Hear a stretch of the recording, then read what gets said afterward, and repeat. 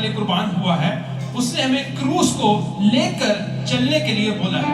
यानी जीवन में दुख सहते हुए प्रभु दास आज अच्छी रीति से बता रहे थे प्रभु के वचन से कि हर एक परिस्थिति को पीछे छोड़ते हुए, दुख आएंगे, परिस्थितियां आएंगी, लेकिन उनको पीछे छोड़ते हुए, क्रूस को उठाते हुए प्रभु यीशु मसीह के पद चिन्हों के ऊपर, उसके चरित्र के ऊपर चलते हैं। ये पहली बात है कि कैरी द क्रॉस। दूसरा है लीव द क्रॉस, यानी क्रूस के द्वारा आप अपने जीवन को प्रदर्शित कर सकें।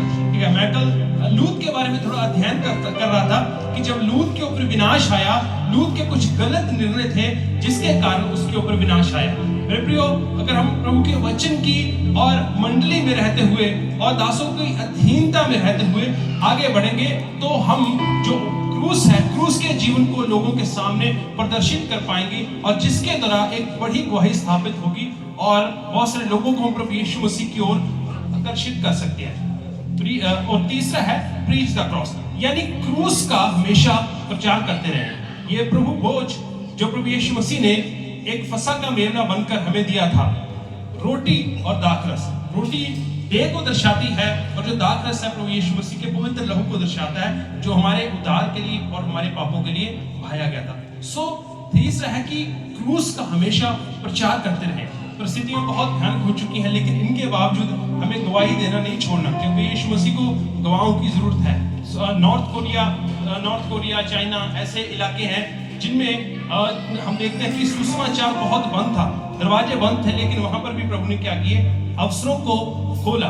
प्रकाशित वाक्य में लिखा है कि हमारे लिए द्वार खुला है और उसको परमेश्वर ने खोला है। जब द्वार खुला है, हम उन अवसरों का भरपूर इस्तेमाल करें। जब हम प्रभु भोज की इस विधि में शामिल होते हैं तो याद करें, इसराइलियों की तरह एक तरीके से हम पाप के गुलाम थे, वहां से हमें प्रभु ने निकाला है। और फिर हम याद इस बात को स्मरण रखें भविष्य में कि मेरा उद्धार करता जिसने मेरे लिए कुर्बानी दी है, उसकी कुर्बानी को मैं एक गवाही के रूप में, एक प्रदर्शन के रूप में व्यक्तिगत रीति से लोगों के सामने लेके जाऊंगा, ताकि उसके द्वारा बहुत सारे लोग मेरी गवाही को जाने और वो प्रभु यीशु मसीह के शिष्य बन सके। आइए आज हम अपने आप को जांचें, अपने आप को नम्र करें, अपने आप को दीन करें, ताकि हम इस प्रभु की इस विधि में शामिल हो सके, उसकी देह में शामिल हो सके और उसका लहू जो हमें छुड़ाता है, उसका लहू जो हमें बचाता है, हमें प्रोटेक्ट करता है, उसमें हम सहभागी होकर जिंदा गवाही के साथ लोगों के सामने प्रभु यीशु मसीह की उस गवाही को या प्रभु यीशु मसीह के उस प्रचार को, उस क्रूस के प्रचार को हम बहुत सारी दुनिया तक लेके जाएंगे। प्रभु आप सबको आशीष